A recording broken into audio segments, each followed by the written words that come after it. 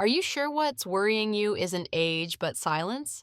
Are you sure that intimate act is dangerous because of medicine or only because no one has ever explained it clearly to you? And if a small misunderstanding can chill a big bed, will you dare to ask the question tonight? I'm Dr. Emily Carter, urologist, men's health. 15 years in the clinic have taught me a simple truth. When you understand your body correctly, shame falls away on its own.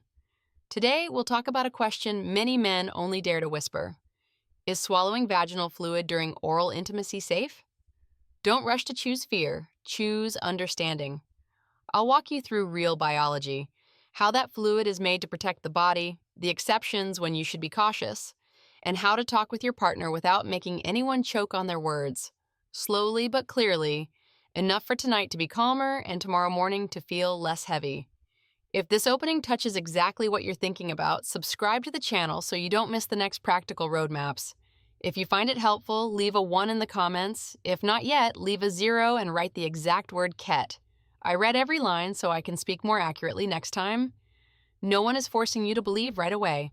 I'm simply inviting you to try a kinder perspective toward your own body. Now let's start from the roots, something many people have never heard said out loud. Why vaginal fluid isn't dirty, how it's produced to protect, and when changes in smell or taste are still normal. With that foundation laid, we'll be calm enough to move on to the part that determines the level of safety. If no one ever explains it, fear will borrow the dark and grow. Vaginal fluid isn't a stranger, it's how a woman's body shields its most delicate part. Picture the thin mist over a meadow at dawn, mostly water with small compounds that help surfaces glide and keep a just right acidity, so would-be intruders struggle to multiply. Like saliva protecting the mouth, that clear fluid soothes friction, eases stinging, and keeps balance. Taste or scent shifts with what your partner drank that day, whether dinner had garlic or wine, a sudden bout of stress, or medications in use. Changes that small are the body's normal breathing, not an alarm bell. We only need to learn to read that quiet language so we stop spooking ourselves. Do you notice that when you call what's happening by its right name, your shoulders drop a notch? The truth is far gentler than rumor. In healthy couples without sexually transmitted infections and without mouth sores or active bleeding, the act you're thinking of is generally safe.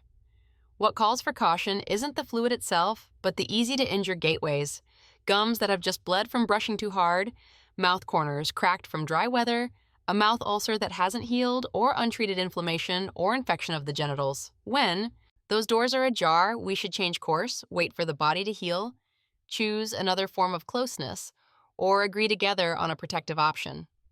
Postponing one night doesn't cool love. It simply says both of you are grown enough to slow down at the right time.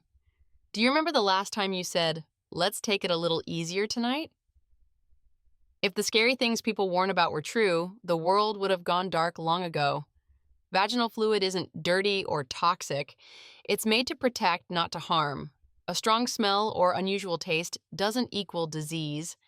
Sometimes it's just the afternoon coffee, a salty piece of cheese, a night of not drinking enough water, or hormones shifting with the season.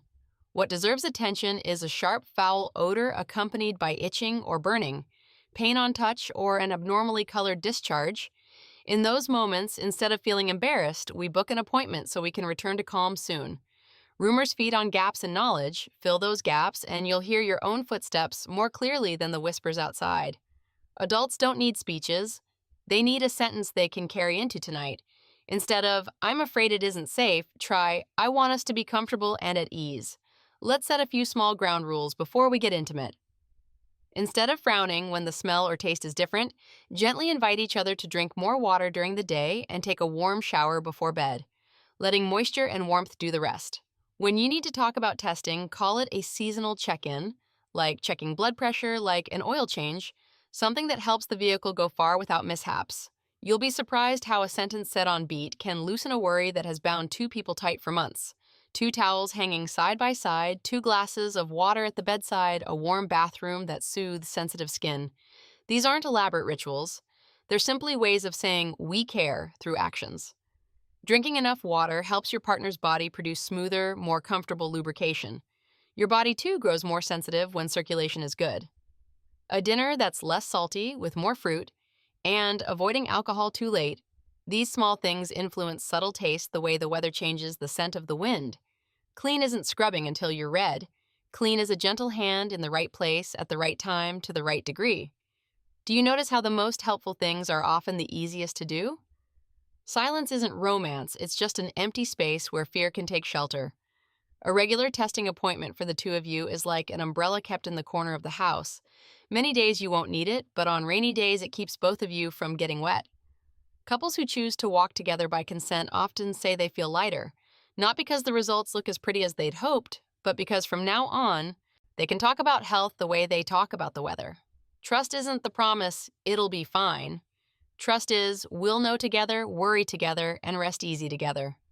When was the last time you heard yourself breathe easier after an honest conversation? When blood flows smoothly, the mindset softens. When the mindset softens, the body answers. An hour of walking split into 2 bouts a day, a few stretches after dinner, a couple of pelvic floor exercises thought to be only for women. In fact, they help men with control increase sensation and maintain stamina. Enough sleep, morning sunlight, meals that include good fats and essential minerals, all of it pulls the inner elastic band back to the right tension. When that foundation is steady, the scary questions shrink because the body has the strength to argue for its own safety. Do you notice how, when you come back from a walk, the evening's scent is gentler too? If silence tonight makes tomorrow heavier, whom are you keeping silent for? For fear of touching a truth? Or because you forgot the person beside you wants to shoulder the worry with you? If a tiny cut in your mouth can become a doorway to risk, are you gentle enough to pause and say, "Today we choose safety"? And if a vague fear has made the bed cold for months, do you dare switch on the light? Name it, then switch it off and carry on? Lighter? Let those questions lie under your pillow tonight. In the morning, your body will whisper the answer.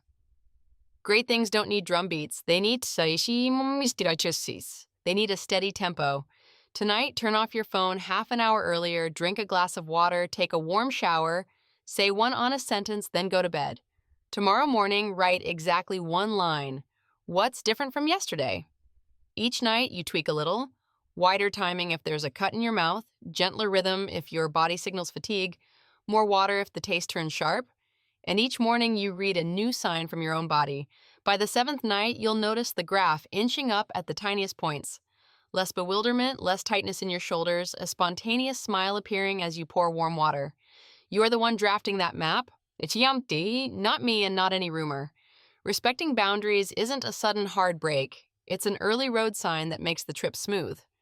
When there's a harsh, foul odor with burning discomfort, when discharge changes color and your partner reports soreness or pressure, when your mouth still has ulcers or your gums are oozing blood, when you're being treated for an infection, that's when we choose a different route. Slowing down for one night so tomorrow is calmer is an investment that pays off for both of you. Have you noticed the hardest part isn't waiting, but daring to say "let's wait" in a tone that doesn't make anyone feel rejected? A small light narrows the room so the heart feels less vast and cold. A slow song to even out the breath. A shared shower not for cleanliness, but because we need to shake off the day's dust before touching each other. When there's no test to pass, the body is allowed to respond at its own pace. Small gestures, a hand placed in the right spot, a whisper at the right moment, become open doors. Grown-ups understand that intimacy is presence, not performance.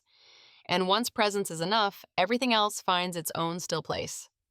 There are days when many words are useless and only principles remain. Remember these red threads and tie them tight to your sleeve. Understand biology to fear less. Speak the truth to guess less. Get tested to reduce risk. Be kind to keep from drifting apart. Tonight, do one small thing. Tomorrow morning, measure one small change. Repeat it long enough, and inner order will return like a habit. You don't need to go back to your 20s to feel alive. You only need to return to your body the right to be heard and to answer. When you choose understanding over shame, speaking over guessing, slowing over pushing, your body will repay you with a morning that's less heavy and a night that's less long. If there's one word to keep in your pocket, it's together. Know together, worry together, rest together. That together builds a bridge over every rumor and every fear, so two people can meet in the middle of a gently flowing river. If these passages make you less tangled, leave a 1. If you're still snagged, leave a 0 and write the exact word "ket." I read so I can speak more precisely next time.